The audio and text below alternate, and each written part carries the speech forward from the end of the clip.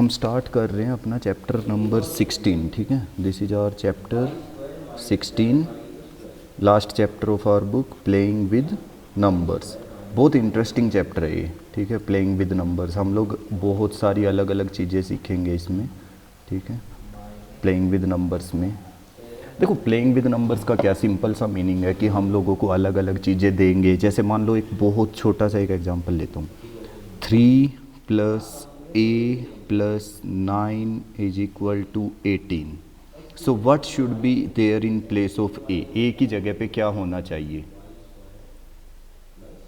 3 + 9 + a is 18. What should be there in place of a? You can simply answer 9 + 3 12, 12 + 6 होना चाहिए ना, it should be 6, ठीक है। ऐसे ही मान लो मैंने दिया 3 × dash + 4 is 304. So what should be there in place of this blank? Blank पे क्या होना चाहिए? सो इट शुड बी 100, ठीक है, क्योंकि 3 × 100 it will be 300 and +4 it will be 304. So this is the way we will be playing with numbers, है ना। हम ऐसे नंबर्स के साथ खेलेंगे यहाँ पे, we will be playing with numbers. अब देखो, इसमें तुम लोगों को कुछ चीज़ें याद रखनी है बेटा। जैसे देखो, एक होता है हमारा नंबर्स को हम दो फॉर्म में लिखते हैं। We can write numbers in 2 forms, 2 forms में लिखते हैं। First form is what? Usual form, usual form, and the other one is generalized form, generalized form, ठीक है। सो यूजुअल फॉर्म, जैसे मैंने मान लो एक नंबर लिखा 79, ठीक है, तो ये तो हो गई इसकी यूजुअल फॉर्म कि हम 79 को ऐसे ही लिखते हैं। दूसरा जनरलाइज फॉर्म में कैसे लिखेंगे इसको? 7 × 10 + 9। देखो 7 × 10 कितना हुआ? 70 + 9 79। तो ऐसे जब हम नंबर को डिवाइड करते हैं ना, मतलब हम नंबर को क्या कर देते हैं, जनरलाइज्ड फॉर्म में लिख देते हैं, उसको स्प्लिट अप करके, ठीक है। ऐसे ही मान लो एक नंबर है मेरे पास 83। अब 83 को अगर लिखना है तो मैं क्या लिखूंगा? 8 × 10 + 3।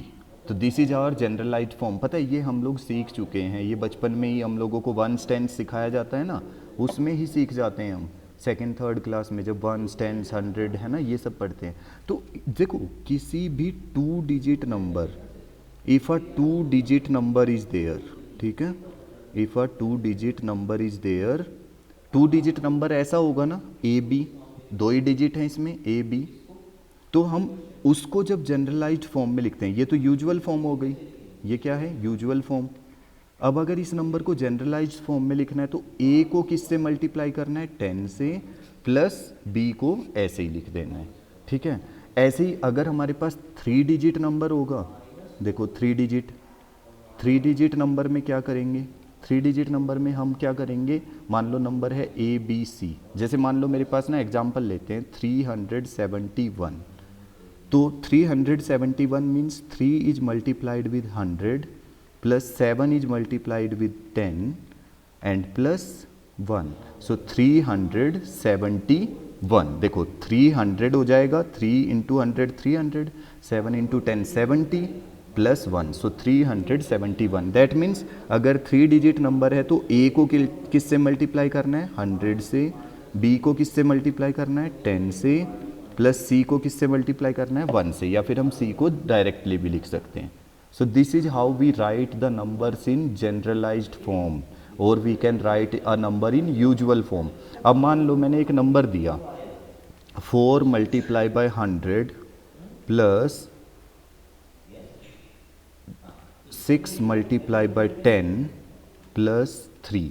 तो इस नंबर, ये नंबर हमारा किस फॉर्म में दिया हुआ है? जनरलाइज्ड फॉर्म में, ठीक है। This is in generalised form. तो इस नंबर को अगर यूजुअल फॉर्म में लिखेंगे तो यूजुअल फॉर्म में ये नंबर क्या बनेगा? But this number will be in usual form 463। So this is how we write the numbers in usual form and generalized form. देखो, जो बहुत इंपॉर्टेंट एक टॉपिक आता है इसमें, लेटर्स फॉर डिजिट्स वाला, ठीक है। क्या टॉपिक है? Letters for digits. अब इसमें क्या होगा ना, हम लोगों को कुछ लेटर्स दिए होंगे, ठीक है, हमें वहाँ पे डिजिट सोच के भरना है कि क्या डिजिट होना चाहिए वहाँ पे। अब जैसे देखो, मैंने एक क्वेश्चन लेता हूँ 3A25B2, ठीक है। यहाँ पे देखो ये है 3A25B2। अब ये कह रहे हैं कि इस A और B को ना बेटा हमें फिल करना है। देखो ये प्लस हो रहा है, ठीक है, ये क्या हो रहा है? प्लस, ये दो चीज़ें प्लस हो रही है। तो अब ये कह रहा है 5 में क्या ऐड करने से हमें यहाँ पे 2 मिल जाएगा। 5 में कितना ऐड करें? 5 में बेटा माइनस नहीं कर सकते। अब ये भी सोचो, क्योंकि हमें तो प्लस करना है। उसने देखो क्वेश्चन में क्या दिया हुआ है कि प्लस करो, प्लस करना है, ठीक है। तो 5 में क्या प्लस करूं कि मुझे 2 मिल जाए? तो मैं क्या करूंगा, देखो 5 में अगर 1 ऐड करूंगा तो 6 मिलेगा, 2 ऐड करूंगा तो 7 मिलेगा, 3 ऐड करूंगा तो 8 मिलेगा, 4 ऐड किया तो 9, है ना। और 5 में 5 ऐड किया तो 5 + 5 कितना हो जाएगा? 10, 0 मिलेगा यहाँ पे 0 आएगा ना। और 5 में अगर 6 ऐड करूँगा, 5 + 6 11, तो यहाँ पे 1 मिलेगा। लेकिन अगर मैं 5 में यहाँ पे 7 ऐड करूँ, 5 + 7, 7 + 5 कितना होता है? 12, तो 2 आ गया ना। और 1 कहाँ चला जाएगा? कैरी। अब नाउ 3 + 2 5 + 1 6, तो B की जगह पे क्या आ जाएगा? 6। तो इसका मतलब हमारी A की वैल्यू कितनी है? 7, और B की वैल्यू क्या है? 6। तो इस तरह से तुम लोगों को सोचना है। अब देखो चलो एक और क्वेश्चन देखते हैं। जैसे ये देखो 4A98 देन CB3, ठीक है। तो ये आ गया हमारे पास 4A98 देन प्लस करना है CB3, ये आंसर आना चाहिए, ठीक है। 4A98 CB3। हाँ अब चेक करते हैं। देखो अब 8 में कितना ऐड करने से हमें 3 मिल सकता है? 5, है ना। 8 + 5 क्या होता है? 13 ना। तो मैं A की जगह पे क्या कर दूंगा? 5। सो 8 + 5 कितना हुआ? 13। अब कितना कैरी जाएगा? 1। सो 4 + 1 5, 5 + 9 14। सो 14 लिखेंगे हम। तो इसका मतलब मेरी A की वैल्यू क्या है? What is my A value? 5. What is my B value? 4. What is my C value? 1। ठीक है, तो इस तरह से वैल्यूज को फाइंड आउट करना है। अभी देखो नेक्स्ट हमारा क्या है, क्वेश्चन क्या है next. 1A × A is 9A, ठीक है। अब ये देखो बहुत इंपॉर्टेंट क्वेश्चन है। ये कह रहा है 1A मल्टीप्लाई किससे करना है? A से, और आंसर क्या आना चाहिए? 9A। मतलब देखो कोई ऐसा नंबर पुट करना है जिसको मैं यहाँ पे रखूँ, यहाँ पे रखूँ और यहाँ पे भी सेम ही आए। तो ऐसा क्या रख सकते हैं हम? अब सोचो ये तो क्या कर सकते हैं हम। देखो अगर मैं A की जगह यहाँ पे 1 रखता हूँ, ठीक है, A की जगह 1 रखता हूँ, तो मेरे को हर जगह पे, देखो ये 1 तो ऑलरेडी 1 है, ठीक है। अब यहाँ पे 1, यहाँ पे 1, यहाँ पे भी आ जाएगा 1 1 जा, क्योंकि मल्टीप्लाई कर रहे हैं ना, 1 1 जा 1 एंड 1 1 जा 1। बट ये गलत हो गया। देखो यहाँ पे क्या चाहिए था? What should B need? 9। यहाँ पे 9 आना चाहिए था ना। तो इसका मतलब ये तो हमने क्या कर दिया? गलत। चलो अच्छा 1 5 रख के देखते हैं। देखो 5, अभी बच्चे ने बोला कि 5 रख लो। 5 5 जा 25। देखो मल्टीप्लाई कर रहे हैं ना, 5 5 जा 25 देन 2 कैरी, 5 1 जा 5 + 2 7। तो ये तो गलत हो गया बेटा, यहाँ पे तो फिर से गलत हो गया। 9 रख आना चाहिए था। देखो yes we will try to put 6। अब देखो 6 अगर मैं रखूँगा 1 देन 6 × 6, नाउ 6 6 जा 36, 3 आया, 6 1 जा 6 + 3 9। देखो बिल्कुल ठीक आ गया। A की जगह पे देखो हर जगह पे क्या है? 6 है ना, जहाँ जहाँ A था हर जगह सेम है ना। So we are getting the value of A as 6 and also check 9 भी आ रहा है मेरा, आ रहा है ना। तो इस तरह से तुम लोगों को देखना है। अब नेक्स्ट देखते हैं ये है हमारे पास ए बी 3 7 6 ए। ठीक है, अब देखो वैल्यू चेंज नहीं होनी चाहिए, जो ए यहाँ पे है वही ए यहाँ पे भी है। ठीक है, तो अब ये कह रहा है कि कुछ ऐसा ऐड करो 7 में बी को ऐड करना है जो यहाँ पे वैल्यू आए और यहाँ पे सेम आनी चाहिए। ठीक है, तो अब देखो मैं क्या करूँगा, क्या ऐड कर सकते हैं हम 7 में, कितना ऐड करें। देखो अगर मैं 7 में 1 ऐड करूँगा बेटा तो 7 + 1 8 हो जाएगा, और 8 अगर मैं यहाँ पे रखूँगा, देखो 7, देखो अगर मैं b की जगह पे 1 रख रहा हूँ, एज्यूम करो b की जगह 1, 7 + 1 8, अब a की वैल्यू क्या हो गई 8, अगर मैं 8 यहाँ पे रखूँगा क्या 8 + 3 करने से 6 आएगा, क्या 8 + 3 करने से 6 आएगा, नो, तो इसका मतलब 1 नहीं रख सकते। अब b की जगह मैं 2 रख रहा हूँ, 7 + 2 कितना हुआ 9। ठीक है, 7 + 2 9, अब यहाँ पे मैंने 9 रखा, क्या 9 + 3 करने से 6 आएगा, नो, तो इसका मतलब ये भी नहीं रख सकते। उसके बाद अगर मैं 7 यहाँ पे रखता हूँ 3, 7 + 3 कितना हो जाएगा 10, 0 1 कैरी चला जाएगा, और a की जगह मुझे क्या रखना पड़ेगा, यहाँ पे क्या वैल्यू है मेरे पास a की 0, 0 + 3 + 1 क्या 6 आएगा, नो, तो इसका मतलब ये भी गलत है। तो इस तरह से तुम लोगों को सोचना है। अब मैं b की जगह पे मैं रख रहा हूँ बेटा 5, देखो b की जगह पे 5 रख रहा हूँ, 7 + 5 कितना हुआ 12, 7 + 5 12 हो गया ना, 1 कैरी गया, a की वैल्यू क्या मिल रही है मुझे 2, तो यहाँ पे मैंने रखा 2, 3 + 2 5 + 1 6, तो बिल्कुल ठीक है। तो इसका मतलब मेरी a की वैल्यू क्या है इस वाले क्वेश्चन में 2, और b की वैल्यू क्या है 5। तो इस तरह से हम लोग सोल्व करेंगे, a की वैल्यू 2 आ गई, b की वैल्यू 5 आ गई। देखो अब हमारा नेक्स्ट क्वेश्चन क्या है कि ए बी को मल्टीप्लाई करो 3 से और आंसर आना चाहिए CAB। अब देखो फिर से ध्यान देना इस बात पे कि ये कह रहा है b की वैल्यू कुछ ऐसी पुट करो कि बाद में यहाँ पे भी सेम आए। ठीक है, यहाँ पे भी सेम आए। अब देखो अगर मैं b 1 पुट करता हूँ, 3 1 जा 3, तो सेम नहीं आएगा।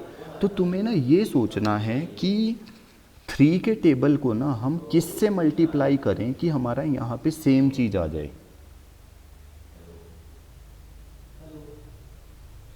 किससे कर सकते हैं 3 के टेबल को, देखो 3 × 1 करूँगा तो 3 आएगा, है ना। b की वैल्यू को चेक करना, b की जगह अगर 1 पुट किया तो यहाँ पे b गलत आ रहा है। अब मैं अगर 2 पुट करूँगा, 3 2 जा क्या होगा 6, तो फिर 2 और 6 फिर से सेम नहीं आ रहे हैं।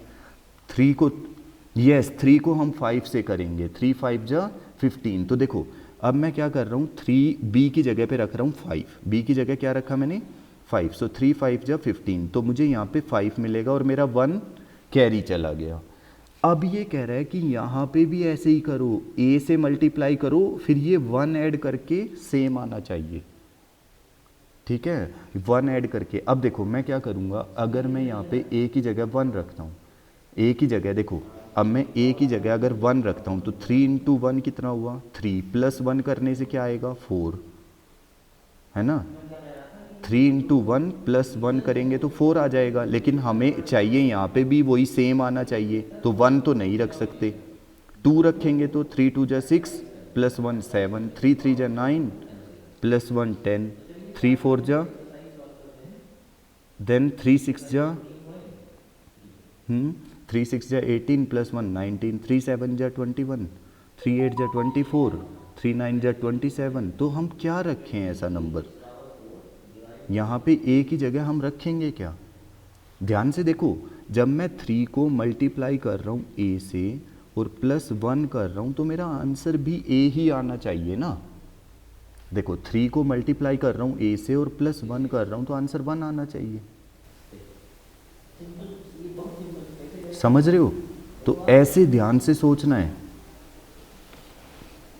हम क्या कर रहे हैं, हमने b को 5 पुट करके देखा तो 5 पुट करने से तो हमारा बन ही नहीं रहा इक्वेशन, तो मैं ab multiply by 3 then CAB हम फिर से करेंगे इसको। ठीक है, अब देखो मैं मैंने b को 5 पुट किया था, तो 5 पुट करने से कैरी जा रहा था और वो फिर प्रॉब्लम क्रिएट कर रहा था। मैं क्या कर रहा हूँ, अब b को 0 पुट कर रहा हूँ।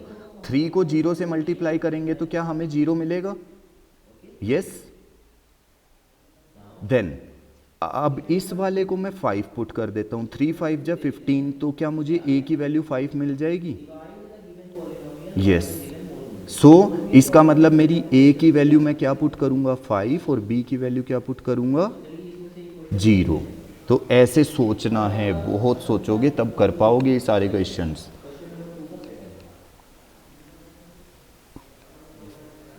एक क्वेश्चन और करते हैं, ये है हमारा ए बी मल्टीप्लाई बाय 6 और आंसर आना चाहिए बी बी बी। ये कह रहा है सेम ही आना चाहिए। अच्छा अब देखो, अगर मैं b को 1 पुट करूंगा, 6 1 जा 6 नहीं आएगा, तो हम 6 को 6 ही कर सकते हैं, क्योंकि 6 6 जा क्या होता है? 36। देखो b की जगह अगर 6 पुट करूंगा तो 6 6 जा 36, तो देखो आ रहा है ना b की वैल्यू 6, और कैरी कितना जाएगा? 3। अब यहाँ पे क्या पुट करें कि हमें बी बी सेम मिले, मतलब यहाँ पे भी 6 चाहिए और यहाँ पे भी 6 चाहिए, तो a को क्या पुट करें हम?